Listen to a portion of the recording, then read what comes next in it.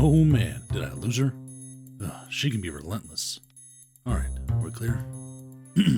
Hello there, my fellow adventurers. Has this ever happened to you? Where's that swit? Robert? Oh no. You no good, dirty con artist. Robert, where is my money? Oh, Rose, it's good to see you. Don't you worry about a thing, my good Mur. I got something for you. Well, hurry up. Give me one moment. I know it's around here somewhere. Where is it?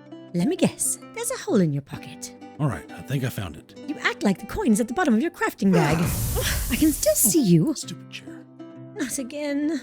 Well, my friend, you're in luck. There's a fun and exciting way to keep those insufferable collectors at bay. The way you can do this is through the Antiquity system. No longer do you need to dig through dusty tombs, defile graves, or pickpockets like some desperate vagabond for trinkets to sell. You can go out there like a true adventurer and lay claim to the vast number of riches just waiting to be found. Hold on a second. I already do that with treasure maps that lead to buried treasure. How is this different? What? No, you're lucky if you even get anything good out of those chests, you tree-loving lizard. I tell you what, if you want to gamble with RNG, you need to go see recruiting. This method requires skill. Well, 2 skills actually. Those skills are scrying and excavating. To gain those skill lines, you'll need to have access to Solitude in Western Skyrim. Once there, you'll either want to search the town like a frenzied Khajiit on Moonsugar for a note inviting you to the Antiquarian Circle, or you can just pop into the Antiquarian Circle and talk to the most charming lady. Her name is Verta Numida, and she'll want to leave the impression on you that this is a serious commitment. Eventually, she'll tell you about the Antiquarians Eye. This is the tool that you will need to unlock both skill lines. Once you've ran up and impressed the lady with what she calls an impressive, energetic attunement, she will send you downstairs to talk with Gabrielle. If you're a more seasoned adventurer, you may remember her helping you tear a stronghold and Engulf the Necromancer while you were questing through Covenant territory.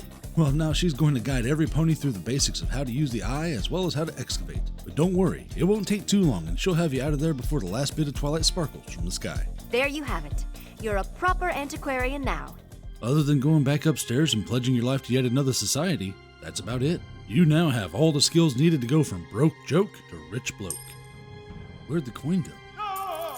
Zenithar, please make it stop. Where did all these extra coins come from? Hold on a second. Knowing you, there's some sort of catch or gimmick. I am hurt you would even think that way. Though, it might be true. Be honest, it's not like any of that. It's just like any other skill that you would get. You're going to have to level it up. And you know what that means. You're going to have to grind harder than a miller in the middle of harvest day, because that's what it takes if you ever want to raise that dough. When did you go? When I find you, you're going to regret it. Robert, where are you? Uh-oh. Hey, you want to know where to do this grinding, right? Quick, come with me. Wait, there he is. Robert, get back here. Robert, don't you dare teleport. Robert, get back here right now. And here we are, Artaeum. This is the best place to hone your skills. This is because the island's very small and there's no hostile enemies here, which makes scrying and excavating quick and easy. Speaking of leads, you'll need one to get started. Lucky for you, each zone you go to offers you at least 1 green repeatable lead. Though our friend back in Solitude did a fine job of describing how to scry, let me go ahead and break it down so that even an orc can understand. First, go to your journal. Then open up Antiquities. Then go to Scryable. Remember, this will only show leads for the current zone that you are in. After going in there, you'll see under Scryable 2 different styles of leads. Ones that are available to scry, and those that are not, as you haven't obtained the lead for them yet. Once you've selected a lead, you'll be taken to the eye. If you complete the puzzle and cover all the nodes, you'll be given only 1 possible dig site. But if you don't, it'll give you 1 extra dig site per node missed. So if you don't want to waste too much time finding the right area, light them all up. All that's left to do will be to go to the site and just look around for the mound that has your antiquity. Also, keep in mind, the eye is more than just a floaty disc with a minigame. It is also a really helpful tool that will point you in the general direction of the item you're looking for. Once you activate it, just follow the direction of the beam of light. What? Still confused about the light? Check this out. Follow the direction of the flow coming from the orb, and you almost can't go wrong. This is especially useful when you botch an excavation by either running out of time or destroying the item, as it will just point you towards the next location so you can try again. So that means if you have all the finesse and skill of a drunken Nord, you can still try to get your treasure. As you gain more levels in scrying, be sure to invest some of those skill points into the Antiquarian Insight so you can scry other types of leads. Speaking of leads, you'll notice that you'll get a blue lead when playing in the dirt. This is pretty common when you scry green leads if you don't already have a blue lead for that area.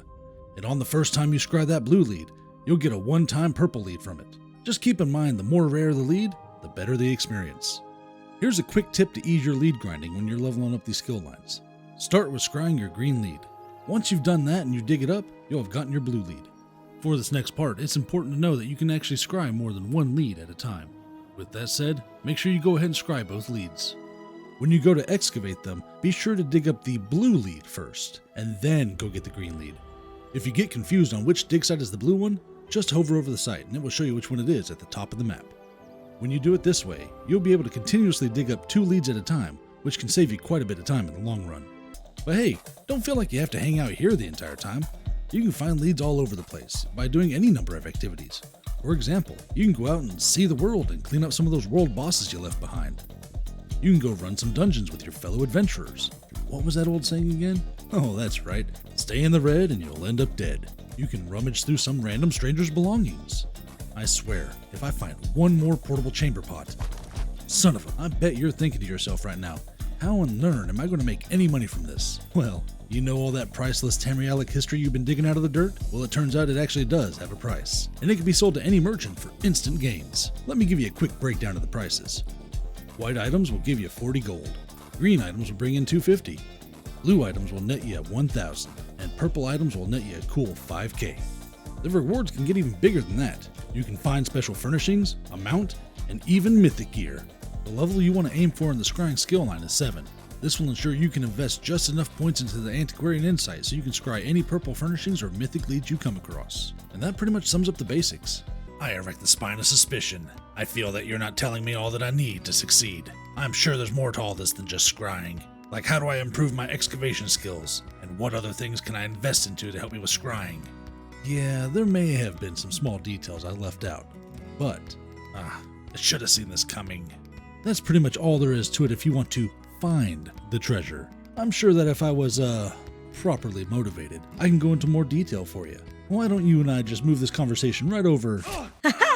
Yes, he won't be running from me now. Have you been touched by the mad god? I got some dough for you. You better, or next time more than your adventuring days will be over.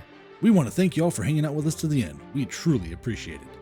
And if you enjoyed your time here with us, give us a thumbs up. If you want to be informed of any of our future guides and skits, be sure to ring that bell for any future content. Also, go ahead and go down below and leave us a comment with your thoughts, or maybe some suggestions on future content. Now, if you'll excuse me, I gotta run. We hope to see you in the next one. Finally, took him long enough. What is this? What? Oh, I should have known. I'll get my money, Robert. Just wait.